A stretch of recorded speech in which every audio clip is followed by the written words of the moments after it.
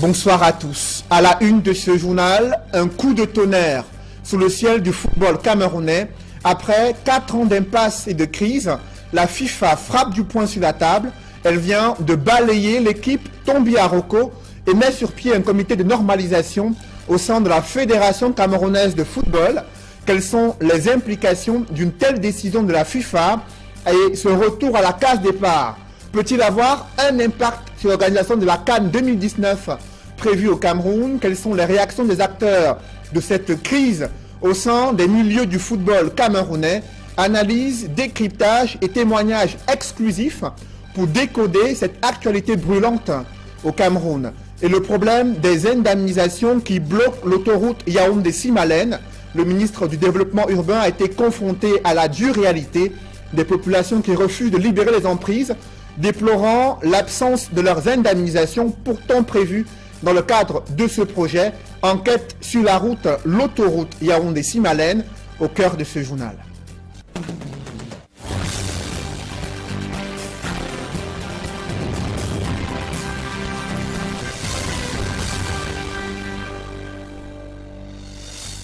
Merci de suivre cette édition complète de l'information sur Equinox Télévision. La nouvelle est tombée cette fin d'après-midi. La FIFA a décidé de nommer un comité de normalisation au sein de la Fédération camerounaise de football. Pour en savoir davantage sur cette décision de la FIFA, je reçois sur ce plateau Nana Paul Sabin. Paul Sabin, bonsoir. Bonsoir Cédric et bonsoir nos téléspectateurs. Vous êtes le chef service sport sur Equinox Télévision. Quelle est la quintessence de cette décision de la FIFA concernant le football camerounais? Il faut déjà rappeler, n'est-ce pas, qu'un comité de normalisation a été mis sur pied donc, par le bureau du conseil de la FIFA. C'est le bureau qui gère la FIFA au quotidien qui a d'ailleurs décidé de mettre sur pied un comité de normalisation. Et à ce comité de normalisation, la FIFA a signé une mission en 5 points. D'abord, gérer les affaires courantes de la FECAFOOT. Deuxièmement, élaborer les nouveaux statuts qui soient en conformité avec les statuts standards de la FIFA, ainsi qu'avec la législation nationale. C'est important cette précision. Troisièmement, réviser les statuts des ligues régionales et départementales. Vous savez que les élections partent de la base pour le sommet. Et quatrièmement, identifier les délégués de l'Assemblée générale de la FECAFOOT.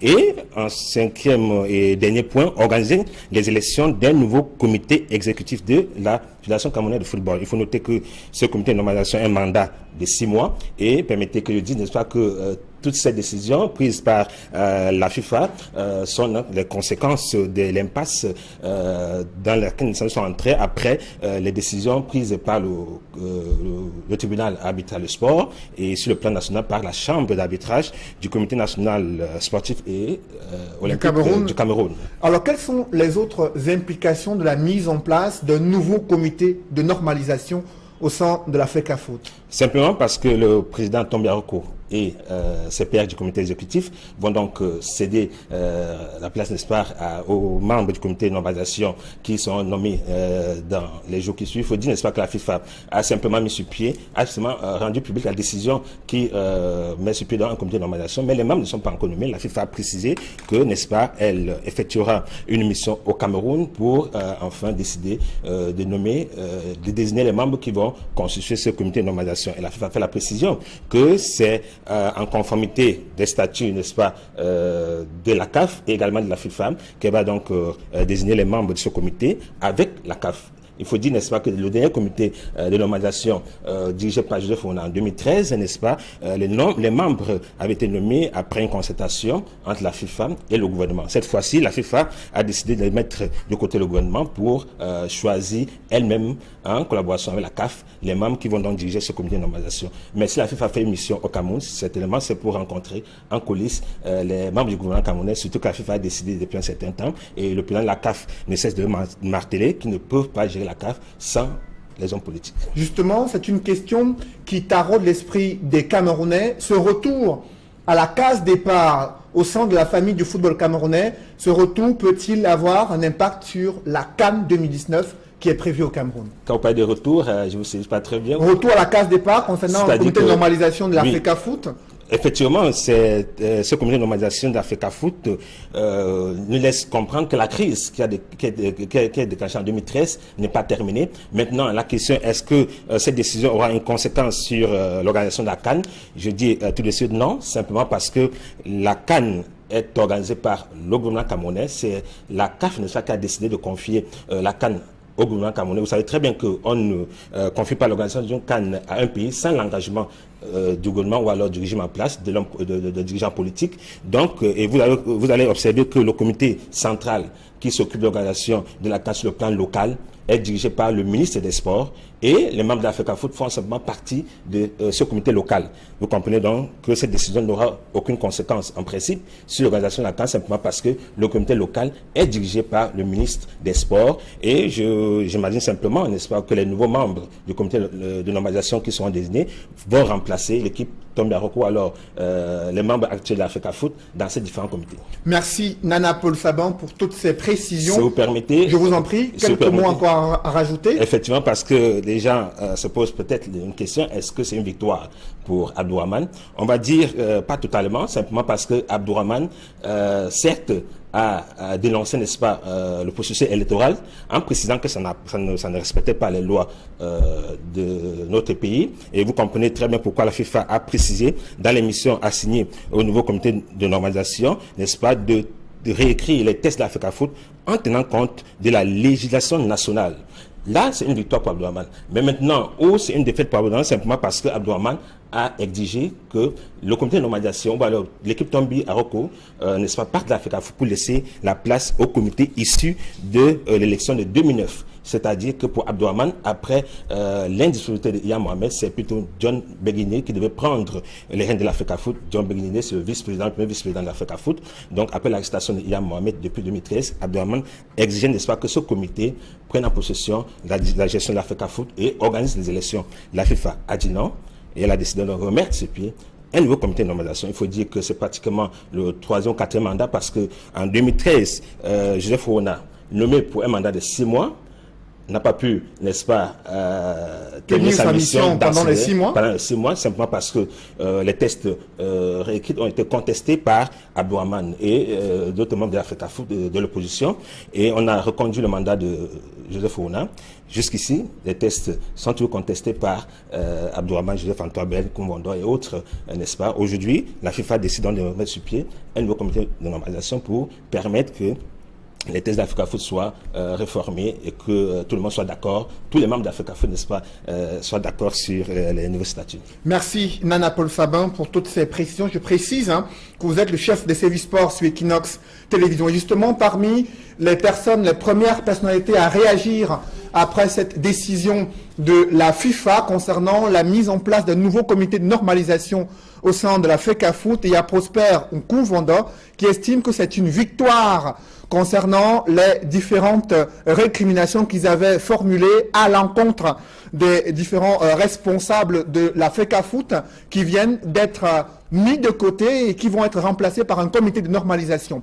Je vous propose de suivre tout d'abord Prosper Nkuvondo, mais avant Nkuvondo, je vous propose de suivre la réaction de l'un des proches de la Fédération camerounaise de football, Abdoulaye Abdo, qui s'exprime concernant cette décision de la FIFA. Non, en tout cas, mais je sais que globalement, on dit qu'on met sur pied un comité de normalisation qui va revoir les textes et organiser des élections. On va simplement attendre que la CAF et la FIFA viennent pour savoir comment ils vont organiser ça et qui sera membre. Bon, je ne sais pas s'il y a l'opposition ou la majorité, mais dans tous les cas, ce sont les instances du sport qui organisent le sport, le football en l'occurrence. On va simplement attendre pour voir comment cela va se passer. Et puis nous sommes quand même dans un pays qui a des dirigeants. Donc il faut également attendre l'avis des autorités de la République parce que c'est un pays qui a un gouvernement. Donc on doit également prendre en compte parce que aucune décision de quelque institution que ce soit ne peut se faire sans l'accord d'un gouvernement. Donc il faut attendre aussi la réaction officielle des autorités camerounaises.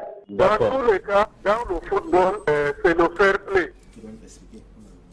Je vous annonce dans ce journal d'autres réactions des personnalités impliquées dans cette crise du football camerounais, notamment Prosper Kounjondo, mais aussi un ancien entraîneur des Lions Indomptables, lui aussi champion olympique avec les Lions en Sydney 2000, Jean-Paul Akono, qui s'exprimera, vous l'écouterez dans ce journal.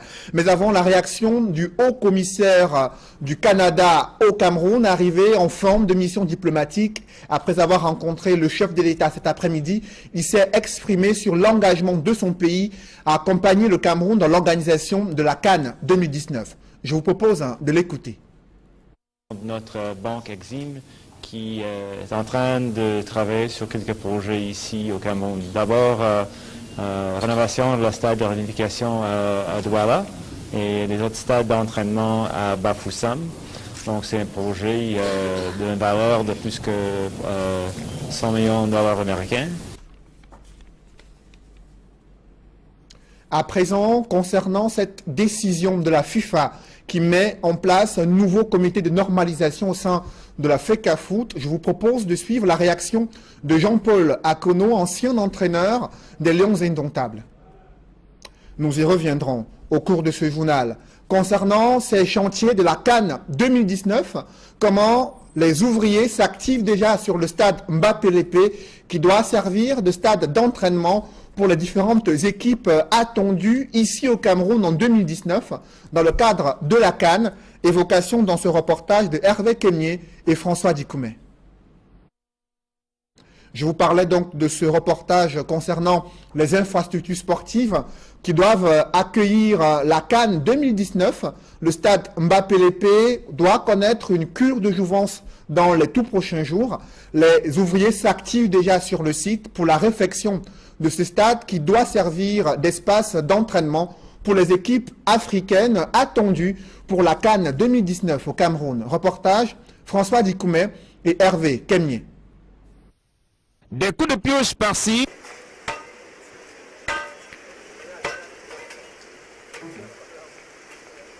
Le béton prêt à l'usage. Malgré la longue attente, les travaux de réhabilitation du stade Mbappé-Lépé d'Aqua ont finalement commencé.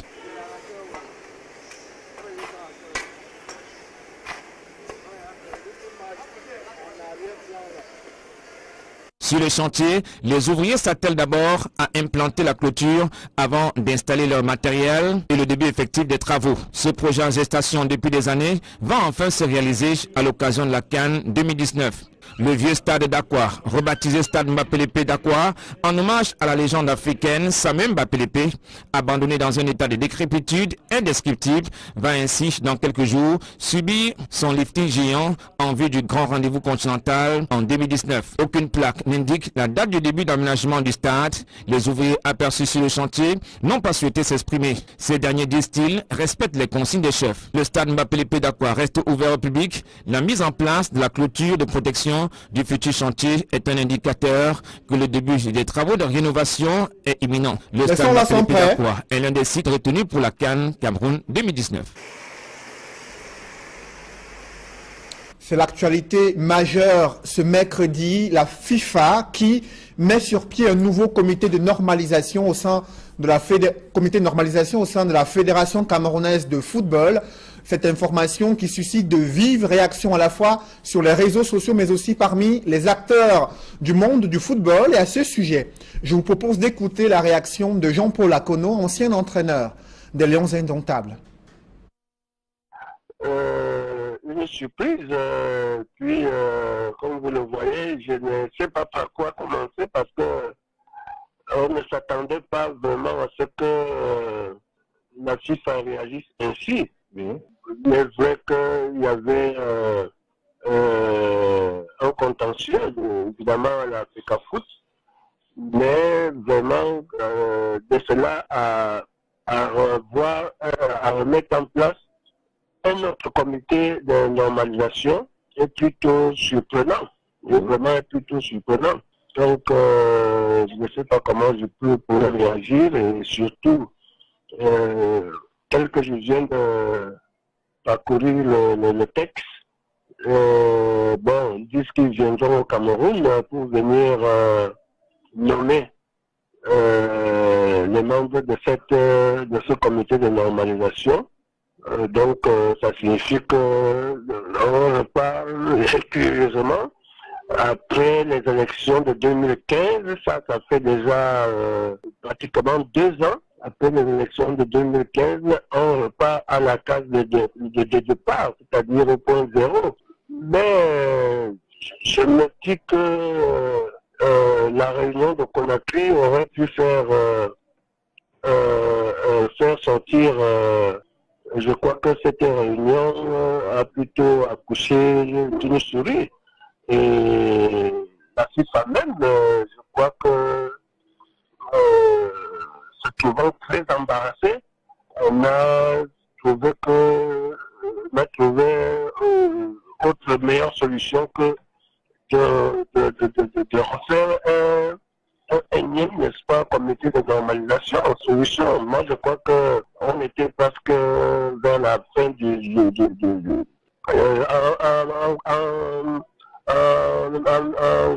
on était presque au milieu du mandat en cours de l'actuel exécutif de la fédération. Donc, au regard de ces multiples crises au sein des milieux du football, Equinox Télévision vous replonge dans l'histoire pour retracer l'âge d'or du football camerounais. Et un ancien ministre des Sports, Félix Tonyembok, sort de sa réserve, celui qui avait redoré le blason du football camerounais après l'échec de la CAN de 1972. Il donne les clés pour réussir l'organisation de la CAN 2019 et s'exprime sur les crises actuelles au sein des milieux du football camerounais. Reportage Joël Niem et Étienne Pascal Azégué. C'est dans son village natal, à Soudibanga, dans l'arrondissement de Moussondo, département d'Union Ekele, que nous avons retrouvé ce témoin vivant des événements pré- et post-organisation de la Coupe d'Afrique des Nations au Cameroun en 1972. Tonyembok Félix n'était pas encore certes en charge du sport, mais il se souvient de la démarche qui avait abouti à la désignation du Cameroun comme pays hôte de la 8e Coupe d'Afrique des Nations. Par son âme, le professeur Somba, qui était membre de la CAF, le président du Cameroun, pratiquement, c'était sa coupe. C'est lui qui a mené les négociations au niveau de la CAF. Et quand il nous a été annoncé qu'au Cameroun, la CAF était octroyée au Cameroun, cette 8e Coupe des Nations. C'est là donc qu'on a pris conscience de l'ampleur de la tâche qui attendait le Cameroun et de l'importance de cette compétition. Cet engouement national va rapidement tourner à un dé national, après l'élimination prématurée du Cameroun à l'étape des demi-finales. Ce qui est de celle de l'art, je crois que c'était pratiquement un dé national. Il y a des anecdotes qui me racontent que le chef de l'État de l'époque, sortant du stade, s'est simplement de portière de sa Mercedes, tellement tout le monde était plus ou moins abasourdi. Après cet échec de l'équipe nationale de football, le président de la République, Amadou Ahidjo, va lui donner les rênes du ministère de la Jeunesse et des Sports, avec pour mission de redorer le blason de notre football. Les instructions, les directives du chef de l'État, c'était M. Tonyembok, de dresser moi à ce ministère. Et occupez-vous évidemment et surtout de cette équipe nationale. Ce dernier va également donner un nom à notre équipe nationale. L'équipe nationale qui jusque-là n'aurait pas de nom. Il fallait avoir un nom de baptême. Et nous avons estimé que le lion, c'était le roi de la forêt. Et comme il y avait à l'époque déjà d'autres lions, il fallait donc un adjectif au-delà du substantif, un nom rien qu'à son évocation, je crois que puisse renverser le moral des adversaires. Et c'est là par intuition, il m'est venu de proposer à nos collaborateurs que le lion, ça ne suffit pas. Collons à nos lions. C'est l'adjectif de indomptable. Tonyembok, quoiqu'à la retraite depuis plusieurs années, reste néanmoins au fait de l'actualité sportive au Cameroun qui tourne autour de l'organisation de la Coupe d'Afrique des Nations en 2019 avec tout ce qu'il y a eu comme déclaration. Le natif de Soudibanga parle d'une querelle de leadership entre présidents sortants et entrants de la CAF. Tout le monde a naturellement condamné les propos et l'attitude et les intentions du nouveau président de la CAF. dont le propos prend des allures d'une sorte de guerre entre le sortant et l'entrant, la table, notre frère, le président Ayatou, qui a été mon collaborateur. Tony Mbok Félix a été ministre de la Jeunesse et des Sports du 13 juillet 1972 au 8 novembre 1979. Consacré au football, c'est l'information du jour. Le comité de normalisation, un nouveau comité de normalisation mis en place au sein de la Fédération camerounaise de football. Cette décision de la FIFA est assez satisfaisante pour Prosper Nkounvondo, lui qui conteste depuis de nombreuses années l'élection de Tombi Aroko à la tête de la FECAFOOT. Je vous propose d'écouter sa réaction. On s'y attendait puisque nous sommes à Conakry. Et c'est un peu dans ce sens-là que nous avons travaillé à Conakry. Bon, le débat était peut-être celui de savoir quels sont ceux qui vont faire partie du comité de normalisation. Donc moi, ça ne me surprend pas. C'est une décision que j'attendais. Et je savais que la nuit a beau être longue, le jour final ne peut pas s'élever. Il n'y a pas meilleure solution que celle-là. Il n'y a pas meilleure solution que celle-là. Puisqu'il y a des partis qui se battent. Naturellement, il faut l'intervention d'un arbitre. Arrêter. Le comité de normalisation vient jouer le rôle d'arbitre pour reprendre les choses aussi bien au niveau des ligues départementales jusqu'au sommet. Et je pense que pour moi, c'est la honte du gouvernement camerounais qu'on en arrive là. Oui, eux qui auraient pu régler ce problème. C'est-à-dire, est-ce que c'est la FIFA qui doit venir rappeler au gouvernement camerounais qu'il y a des lois au Cameroun qu'il faut respecter, qu'il y a des juridictions sportives dont les décisions doivent être respectées? Mais non, je dis, c'est quand même très gênant. Très gênant. Vous venez de suivre la réaction de Prosper Nkounvondo qui était à cette réunion de la FIFA à Conakry. 4 ans de crise, 4 ans d'impasse au sein des milieux du football camerounais et le deuxième comité de normalisation au sein de la Fédération camerounaise de football. Comment en est-on arrivé là? Pourquoi le premier comité n'a pas réussi à mettre sur pied des textes qui puissent faire l'unanimité et créer justement un consensus autour du processus à la Fédération camerounaise de football? Je vous propose de suivre l'historique de ces crises multiformes au sein des milieux du football camerounais dans ce reportage signé Sylvestre Hippolyte Zangaou.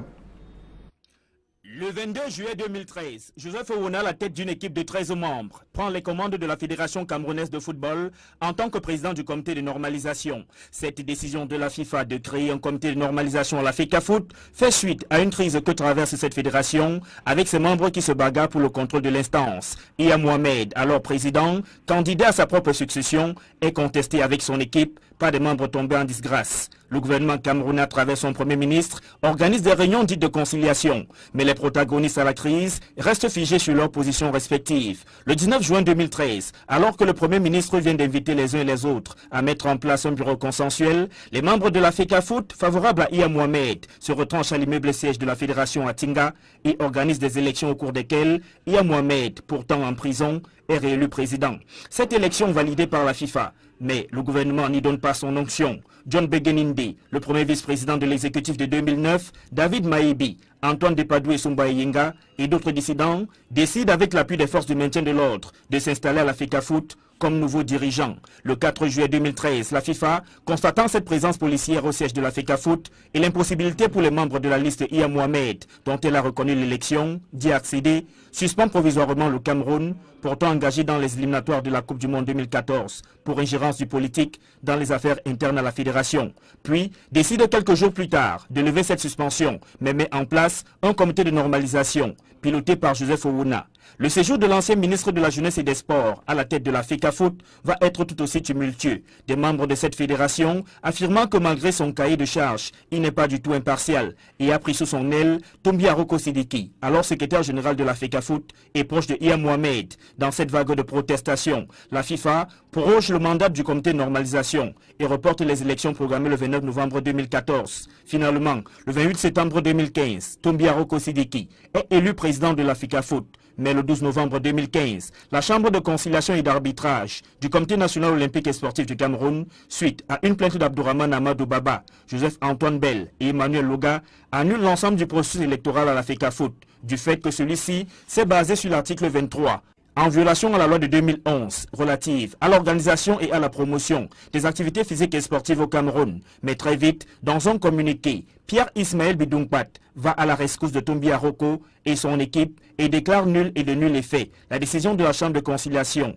Un long feuilleton juridique va alors se poursuivre au tribunal arbitral du sport et à la FIFA. Le 27 février 2017, le TAS déclare qu'il ne change rien à la décision de la Chambre de conciliation et d'arbitrage, annulant l'ensemble du processus électoral à la FECAFOOT, mais demande au plaignant Abdourahmane Amadou Baba de faire appliquer ces décisions par les juridictions locales.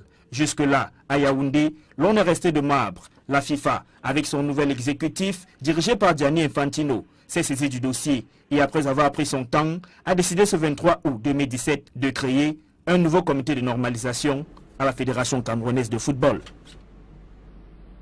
Dans le reste de l'actualité, la construction de l'autoroute Yaoundé-Simalène piétine et pour cause, la question des indemnisations n'a pas toujours été réglée.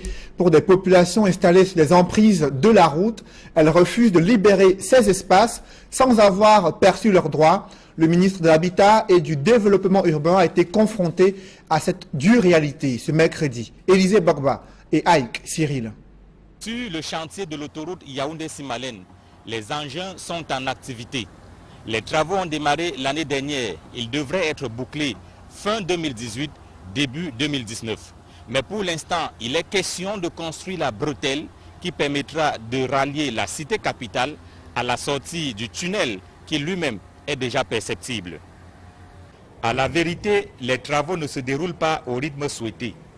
Sur l'embranchement de Mbalmayo par exemple, des maisons doivent être détruites pour permettre la poursuite du chantier. L'on évoque ici des problèmes liés à l'indemnisation des populations. Nous sommes déjà en danger. Pourquoi? On dit qu'on casse seulement une maison et les autres, les toitures sont fissurées, les murs cassés.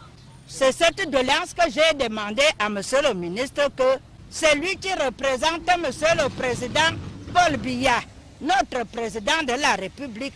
Il doit aussi défendre nos intérêts. Je voudrais qu'on m'installe ailleurs. En visite sur le chantier, le ministre de l'Habitat et du Développement urbain entame une négociation avec les populations. Il y a 3 cases qui sont dans l'emprise des travaux, notamment la déviation de Mbalmayo. Nous avons discuté avec les propriétaires qui sont très compréhensifs et nous espérons que d'ici quelques jours, ils pourront être indemnisés et que l'ouvrage, n'est-ce pas, soit terminé. Des problèmes persistent certes, mais on commence déjà à voir un peu plus clair sur le chantier de l'autoroute Yaoundé-Simalène. Au point 2+400 par exemple, l'heure est aux aménagements du type paysager, question d'éviter les éboulements et même les érosions. On a commencé sur ce linéaire-là d'exécuter le terre central en GBA. On a commencé de faire l'hydrosémie sur les talus pour leur stabilisation. Aussi, on a commencé, comme vous voyez, de les pérés maçonnés, aussi pour l'objectif de stabiliser les talus. On pense aussi à faire l'aménagement paysager au niveau de l'échangeur de Simalène. L'autoroute Yaoundé-Simalène est longue de 11 km. 8 km d'espace ont d'ores et déjà été libérés. Le pont sur la rivière Mefou se fera en matériaux préfabriqués, notamment des poutres dont on estime à 2 milliards de francs CFA le coût de la préfabrication. Maître d'œuvre des travaux, le ministre de l'Habitat et du Développement urbain est allé toucher du doigt l'état d'avancement du chantier. Le principal ouvrage qui se trouve sur les 8 km, à savoir l'échangeur de Simalène, est effectué pratiquement à 90%. Nous avons également vu que la couche de fondation en grave concassé, 0,31C, est effectuée sur à peu près 7 km sur les 8. Le taux d'exécution des travaux sur l'espace déjà libéré est de 70%. La chaussée, pour l'instant, est recouverte d'une couche de base béton en grave bitume. À terme, elle sera recouverte de béton bitumineux, encore appelé couche de roulement. Sur les 3 km d'espace encore à libérer. À une dizaine de jours de la rentrée scolaire, des établissements publics sont menacés de fermeture. Dans le Nion-Ekele, des autorités regrettent la création et l'ouverture de certains CES et lycées dépourvus d'élèves durant les années scolaires antérieures. Cependant, les forces vives se mobilisent pour le maintien de ces écoles dans les zones reculées. Reportage Joël Niem et Kate Diarra. C'est au total 7 établissements publics créés dans le département du Nion-Ekele qui se sont retrouvés sans apprenants au cours de l'année scolaire 2016-2017. Dans l'arrondissement de Bioua, on dénombre 2 établissements, 3 pour Ezeka, un autre pour Mbot-Makak, pour ne citer que cela. Si les raisons à cette situation semblent varier, à Ezeka, où nous étions, le manque de motivation du corps enseignant est pointé du doigt par les élites. Les enseignants d'aujourd'hui n'ont plus de zèle. Chacun veut tout simplement obtenir son numéro matricule. Au CES de Mondjak, par exemple, ce sont au total 2 élèves qui ont été régulièrement inscrits au cours de l'année scolaire 2016-2017. Pourtant, cela n'a pas toujours été le cas. Au départ, nous avons eu un directeur très téméraire. Il a démarré le lycée, il y a eu des promotions où on a trouvé des gars qui ont obtenu leur diplôme à partir de l'établissement. Et au moment où on quitte le lycée avait suffisamment d'élèves. Selon les élites de ce village, ce n'est que bien plus tard, après le départ de ce directeur d'école, que les choses se compliquent. Son remplaçant est plus strict et moins engagé. Malheureusement, arrive un autre directeur qui n'avait pas la même motivation. Alors, au lieu que les élèves soient intéressés sur place, il en a exclu certains. Son attitude a des conséquences graves sur l'établissement qui se vide progressivement. Les parents, eux, à leur tour, avaient peur d'envoyer leurs enfants à l'école, au CES, car n'ayant pas d'enseignants, les enfants n'étaient pas censés bien fréquenter. Le CES de Mondjak, à l'image des 6 autres, est aujourd'hui menacé de fermeture. Le sous-préfet d'Ezeka y a fait une descente récemment pour inciter les parents d'élèves à revenir inscrire leurs enfants. Au lieu de penser à la transformation du CS en lycée, nous sommes plutôt en train de vivre un spectacle vraiment désolant où l'établissement est vide, les parents ayant choisi de retirer leurs enfants pour les inscrire ailleurs. En attendant le début effectif des cours en septembre, de nombreux manquements sont répertoriés. Il n'y a pas d'électricité, il n'y a pas d'eau potable, il n'y a même pas de toilettes, il n'y a pas de bloc administratif, il n'y a aucun terrain de sport aménagé. Donc nous vivons ici dans des conditions très difficiles. Le torchon brûle au sein du RDPC à l'extrême nord. Des batailles de leadership politique dans certains comités de base découragent chaque jour des militants. Ils sont de plus en plus sensibles au discours des autres formations politiques à l'approche d'une année électorale cruciale pour le Cameroun. C'est le constat que font Amadou Daïrou et Flavien Valondongo dans ce reportage. Assis à même le sol et parfois couchés, les militants du RDPC de la localité de Kayélé, dans l'extrême nord, disent être dépassés par le climat d'électeurs qui anime leurs responsables au niveau départemental. Le ministre Tikela et le ministre Gelé, vraiment pour nous, ça nous fait mal à la tête. Déjà, il y a eu le 24 mars le refus au ministre Tikela, qui est le président de la délégation départementale permanente du RDPC. On lui a refusé la parole. Et là, ça a été décrié. Mais le comité central n'a toujours rien fait.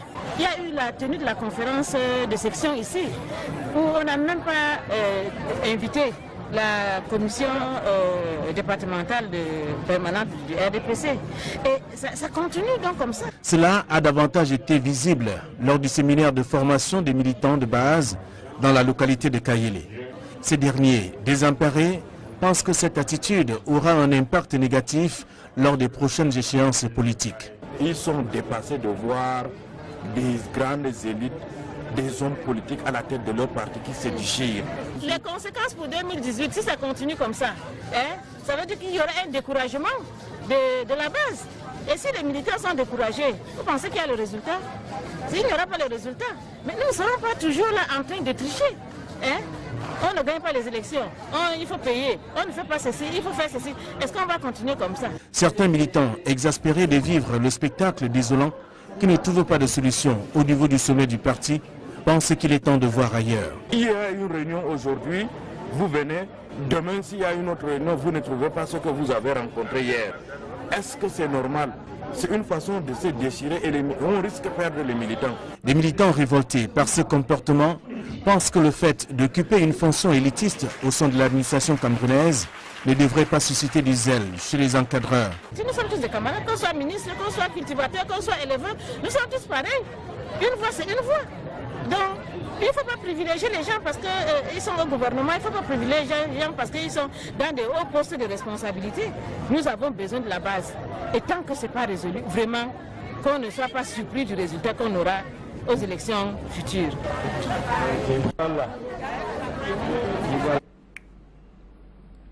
Mesdames, Messieurs, c'est la fin de ce journal. Merci de l'avoir suivi. Je vous propose de rester sur Equinox Télévision pour suivre 237 le débat qui interviendra à 21 h, présenté par Duval Fangwa. Bonne soirée sur Equinox Télévision.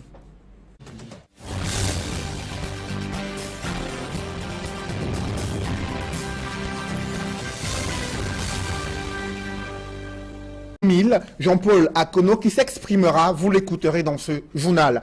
Mais avant la réaction du haut-commissaire du Canada au Cameroun, arrivé en forme de mission diplomatique, après avoir rencontré le chef de l'État cet après-midi, il s'est exprimé sur l'engagement de son pays à accompagner le Cameroun dans l'organisation de la CAN 2019. Je vous propose de l'écouter. Notre banque Exim qui est en train de travailler sur quelques projets ici au Cameroun. D'abord, rénovation de la stade de réunification à Douala et les autres stades d'entraînement à Bafoussam. Donc c'est un projet d'une valeur de plus que 100 millions de dollars américains. À présent, concernant cette décision de la FIFA qui met en place un nouveau comité de normalisation au sein de la FECAFOOT, je vous propose de suivre la réaction de Jean-Paul Akono, ancien entraîneur des Lions Indomptables. Nous y reviendrons au cours de ce journal.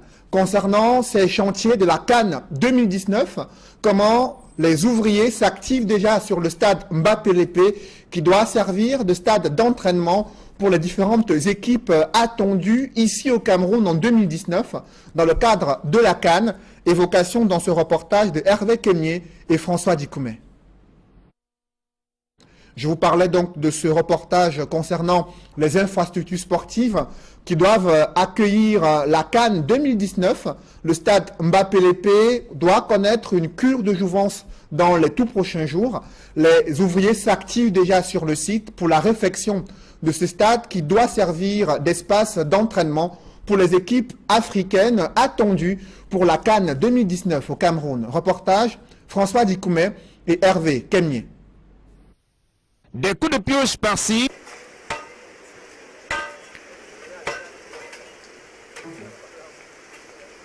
Le béton prêt à l'usage. Malgré la longue attente, les travaux de réhabilitation du stade Mbappé-Lépé d'Aqua ont finalement commencé.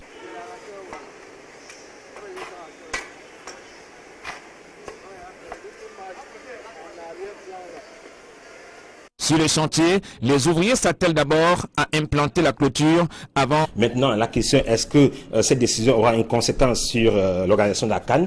Je dis tout de suite non, simplement parce que la CAN est organisée par le gouvernement camerounais. C'est la CAF qui a décidé de confier la CAN au gouvernement camerounais. Vous savez très bien qu'on ne confie pas l'organisation d'une CAN à un pays sans l'engagement du gouvernement ou alors du régime en place, de dirigeants politiques. Donc, et vous allez observer que le comité central qui s'occupe de l'organisation de la CAN sur le plan local est dirigé par le ministre des Sports et les membres de la FECAFOOT font simplement partie de ce comité local. Vous comprenez donc que cette décision n'aura aucune conséquence en principe sur l'organisation de la CAN simplement parce que le comité local est dirigé par le ministre des Sports et j'imagine simplement, n'est-ce pas, que les nouveaux membres du comité de normalisation qui seront désignés vont remplacer l'équipe Tombia Roko, alors les membres actuels de l'Africa Foot dans ces différents comités. Merci Nana Paul Saban pour toutes ces précisions. Si vous permettez, je vous en prie, quelques mots encore à rajouter. Effectivement, parce que les gens se posent peut-être une question, est-ce que c'est une victoire pour Abdourahmane?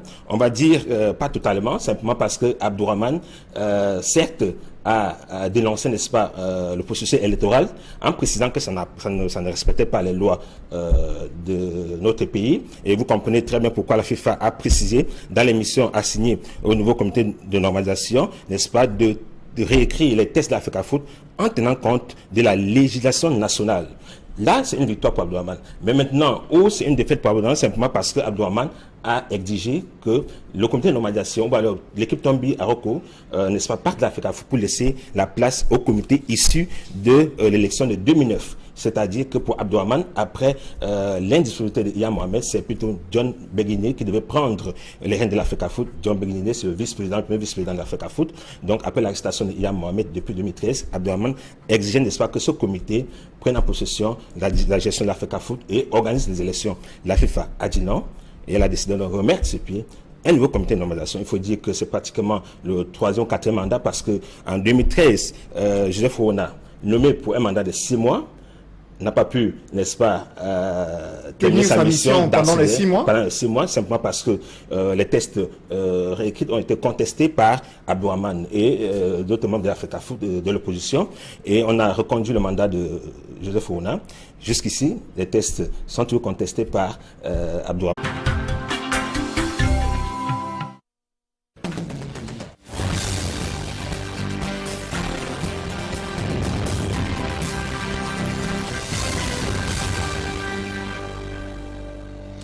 Bonsoir à tous. À la une de ce journal, un coup de tonnerre sous le ciel du football camerounais. Après 4 ans d'impasse et de crise, la FIFA frappe du poing sur la table. Elle vient de balayer l'équipe Tombi Aroko et met sur pied un comité de normalisation au sein de la Fédération camerounaise de football. Quelles sont les implications d'une telle décision de la FIFA et ce retour à la case départ?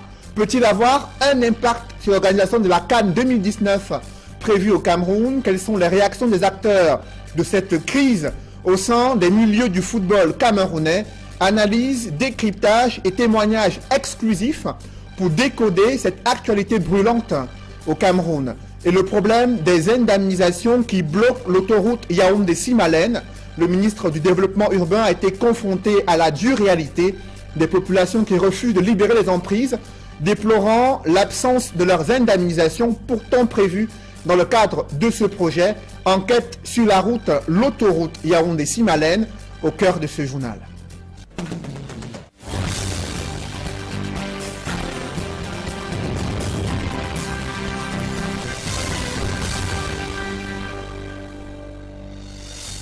Merci de suivre cette édition complète de l'information sur Equinox Télévision.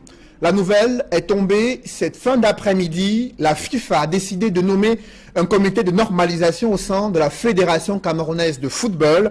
Pour en savoir davantage sur cette décision de la FIFA, je reçois sur ce plateau Nana Paul Saban.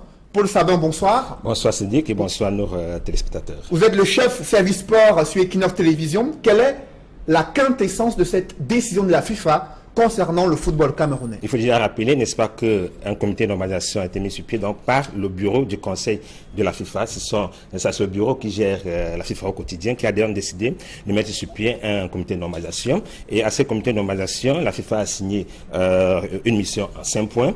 D'abord, gérer les affaires courantes de l'Africa Foot.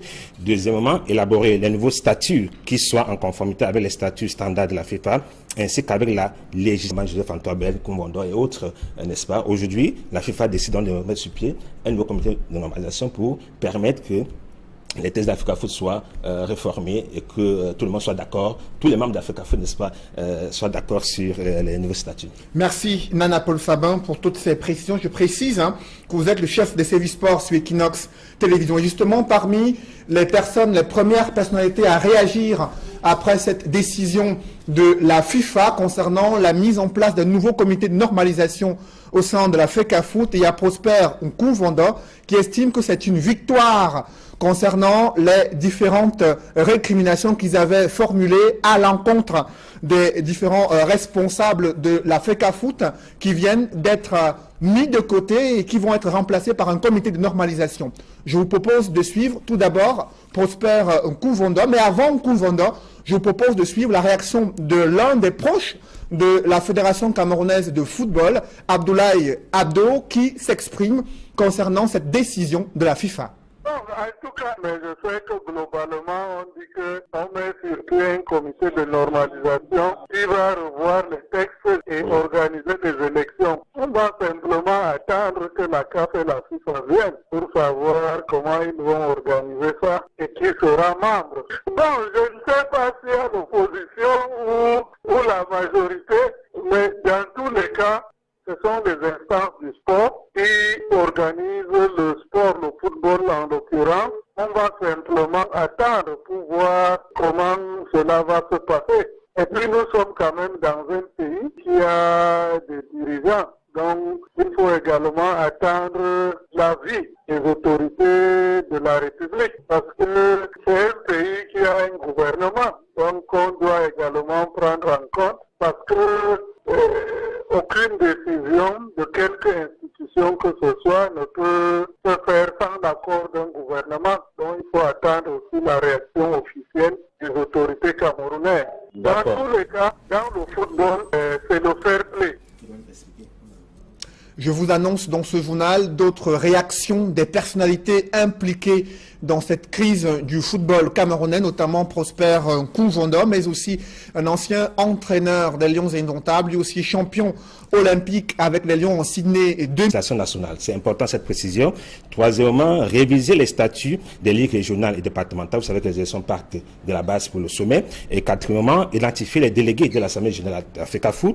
Et en cinquième et dernier point, organiser les élections d'un nouveau comité exécutif de la Fédération camerounaise de football. Il faut noter que ce comité de normalisation a un mandat de 6 mois et permettez que je dise, n'est-ce pas, que toutes ces décisions prises par la FIFA sont les conséquences de l'impasse dans laquelle nous sommes entrés après les décisions prises par le tribunal arbitral du sport et sur le plan national par la chambre d'arbitrage du comité national sportif et olympique du Cameroun. Alors quelles sont les autres implications de la mise en place d'un nouveau comité de normalisation au sein de la FECAFOOT?